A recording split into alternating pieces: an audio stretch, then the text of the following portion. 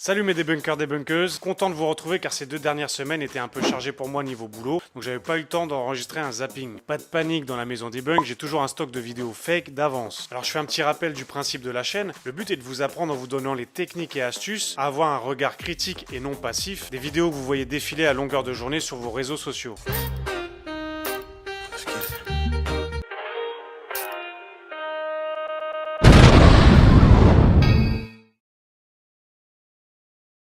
Alors on va décoder un catfight mystérieux, un équilibriste récidiviste, un garde du corps terminatoresque et un petit tour de magicien mytho 2.0. Ah.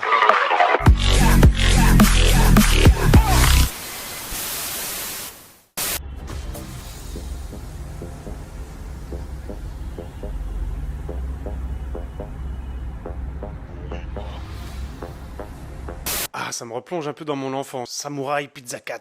Oh, Samouraï Pizza Cat. À eux trois, ils sont plus forts que tous les robots mécaniques. Vous connaissez? Tant pis pour vous. Alors tout de suite quand on voit une caméra de surveillance, on se dit « Ah, ça doit être vrai !» Car c'est une vidéo authentique qui a capturé un moment imprévu et c'est pas truqué. Alors c'est un mauvais réflexe à avoir, d'autant plus que les caméras sont souvent de mauvaise qualité, il y a souvent apparaître des défauts ou des glitches à l'image, et après on interprète souvent n'importe quoi, des fantômes, des esprits, des orbes. Certes ça le fait moins maintenant, mais à l'ancienne on enregistrait sur des bandes vidéo qui étaient réutilisées tous les 24 heures, ce qui parfois pouvait laisser apparaître les images de l'ancienne vidéo qui avait été enregistrée la veille. Bref, revenons à nos chahuteurs de la nuit. Pas mal, pas mal. Pour résoudre la plupart des vidéos où quelque chose se passe vite, bien entendu la technique suffit de la ralentir pour voir image par image. Pour ça, pas besoin de logiciel, vous capturez la vidéo avec votre téléphone et vous regardez au détail. Donc là, la chose surprenante, c'est qu'on voit un combat de 2 chats qui se finit en 3 à la fin. Quand on la met au ralenti, on arrive mieux à apercevoir l'entrée en scène du 3e chat dans le combat. Oui, je sais, ça doit en décevoir plus d'un, mais ce n'est toujours pas une vidéo surnaturelle. Ouais, c'est pas la bonne chaîne pour ça, désolé les gars, go sur Lama Fâché. Alors je vais vous mettre la petite flèche. Là, on le voit, hop, par le bas, et rentrer dans cette boule de chat. Alors cette vidéo est devenue virale grâce à un concours de circonstances. Le fait que 3 chats se bagarrent, que 2 ont une couleur similaire, et que le cadrage de la caméra masque l'arrivée du 3e chat par-dessous. Vidéo assez simple à décrypter, mystère résolu, affaire classée.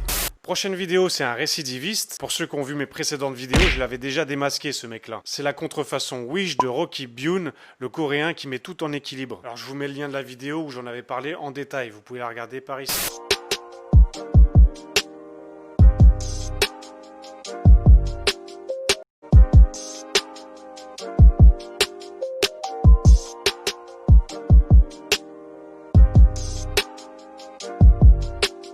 Alors là, c'est l'équipe Combini qui est tombée dans le panneau. Oh les gars, faites des vidéos sur des mecs qui bossent vraiment, qui ont un vrai contenu, qui arnaquent pas leur public. Non, c'est pas ce qui intéresse les gens. Bon, ok. Ok. Alors comme d'hab, même procédé, vidéo en mode débutant sur une caméra fixe, et à partir de là, on peut faire ce qu'on veut. Et ouais, facile, regardez.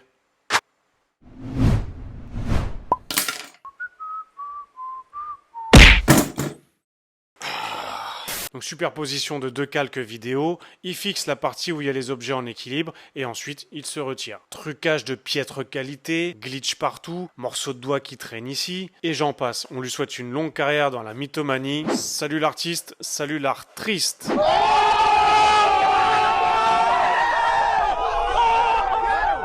Alors vidéo suivante, c'est une vidéo assez virale, mais c'est du viral un peu réchauffé. Je vous explique juste après.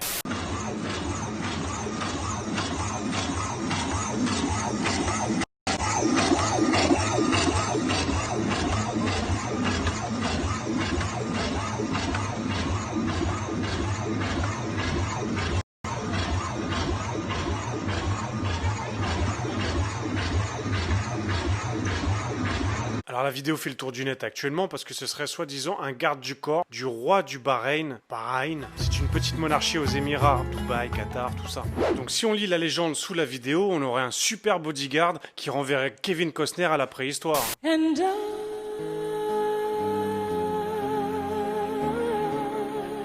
C'est peut-être pas plus mal parce que je trouve que Kevin Costner il a failli à sa mission. Whitney Houston elle a vraiment mal terminé. Alors il peut parler 6 langues. Oui, c'est un peu normal, c'est juste un haut-parleur. À partir de là, on peut lui faire parler n'importe quelle langue, même la langue des Sims. Soul. Il peut physiquement se battre Ouais, j'ai quand même un peu de mal à le visualiser dans un octogone. Hein. Il est armé d'un teaser électrique. C'est quoi exactement ça? Il te balance un extrait vidéo avant de mourir ou c'est quoi? C'est violent. Hein. De 3 mitrailleuses cachées avec suffisamment de munitions pour combattre 1050 hommes et d'une mitrailleuse de tireurs d'élite à guidage laser. Bon Ryan, ça suffit, maintenant t'arrêtes avec tes légendes pourries, tu vas mettre ton pyjama et je te confie ce Fortnite. Ils sont fous ces gosses-là. Alors je vous donne dans le mille, hein, c'est pas vrai en fait. C'est pas un garde du corps, c'est une attraction. Une attraction qui dans cette vidéo-là était présente dans un salon événementiel autour de la sécurité. Et elle date de 2019, ça vient pas de sortir. Mais on va s'intéresser un peu plus aux robots. Je le sens pas très réel. En retraçant un petit peu l'historique sur YouTube, j'ai retrouvé des vidéos du même robot avec les mêmes musiques, les mêmes blagues, depuis 2009. Donc il a vécu sa meilleure vie, hein, représentation partout dans le monde, Dubaï, Londres, la Chine. Rihanna a twerké pour lui.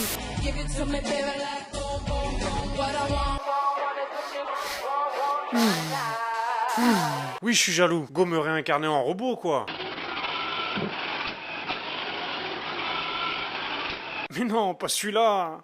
Alors moi, il y a quand même un truc qui me choquait. Je suis quand même intéressé par l'actualité et l'avancée technologique. Et au jour d'aujourd'hui, les seuls robots qu'on arrive à faire et commercialiser, c'est ça.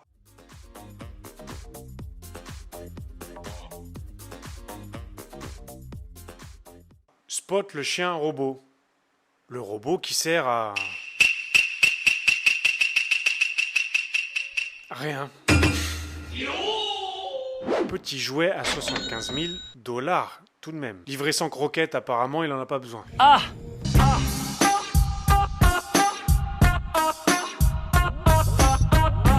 Alors, il y a celui-ci aussi pour mettre au chômage tous les caristes.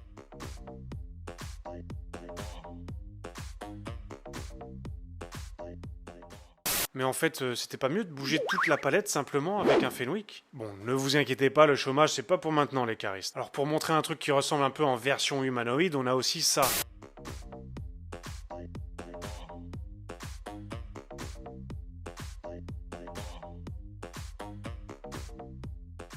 C'est impressionnant déjà. Si vous observez bien, ils sont très déstructurés, allégés, avec des composants et des câbles un peu partout. Là, on a un gabarit à peu près d'1,50 m pour 80 kg. On est très loin de la masse du gros bodyguard et c'est 2,40 m. Donc en 2009, on savait déjà faire ce type de robot-là? Et pourquoi il serait aussi gros au final? Ce serait pas pour cacher un petit humain à l'intérieur, par hasard? Et ouais, désolé les gars, ce n'est qu'un costume. Certes, il doit y avoir quand même des parties mécanisées comme la tête, mais il y a un opérateur à l'intérieur. On peut voir toutes les parties noires sous forme de gaines électriques. Ce sont les parties où passent les bras et les jambes de l'opérateur. Sur cette photo... Sur cette photo, on voit que le costume correspond parfaitement à la taille humaine. D'ailleurs, c'est pour ça qu'il ne lèvera jamais très haut les bras. On sent le robot un peu comme ça, bloqué comme un T-Rex, là. Et parce que le mec, il a pas les bras extensibles à la Dalsim. Et puis bon, son revêtement plastique, là, aspect métallique, je trouve ça un petit peu comme un cosplay cheap, là, ça le fait pas terrible. Et embauchez-moi, les gars, hein, pour voir Rihanna, je peux faire le mec à l'intérieur du robot, hein. Bah ouais, regardez.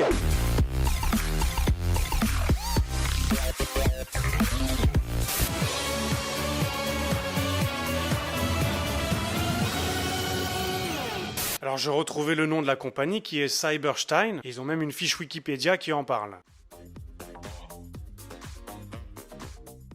Alors ils avouent sans trop avouer bien sûr. Alors ils parlent quand même d'un opérateur qui le dirige, qui lance ses animations et qui pourrait reprendre le contrôle au cas où il écraserait un enfant. Par exemple, je vois pas le mal, hein. Donc ça sème un petit peu la confusion parce qu'à chaque fois qu'on voit l'apparition du robot, on voit un opérateur qui l'apporte sur un chariot.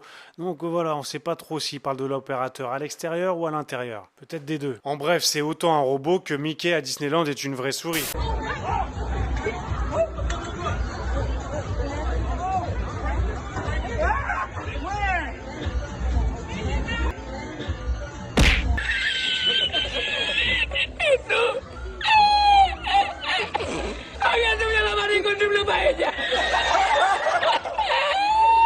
Ouais, je sens qu'il y en a qui vont pas dormir ce soir. C'est pas lui qui va vous faire la guerre ou qui va vous protéger, hein. Il a pas l'air très méchant.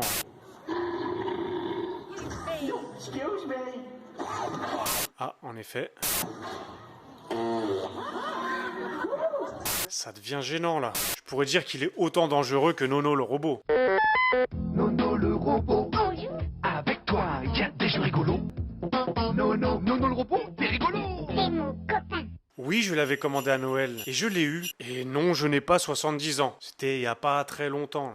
Bon, sur la dernière vidéo, je vais vous la passer rapido parce que j'ai même pas envie de leur donner plus d'attention que ça. Oh boy, here we go. Okay. A little bit for this, that's okay. Okay, hand me the aloe vera plant. Watch, look at this. Base some aloe vera. Wow. Still warm down here. Wow, that's real. You hear it? Listen, listen. You can hear it. It's like a high. If a watermelon gets lit on fire. In there. If you light it on fire, just like anything else, What? the fire truck comes.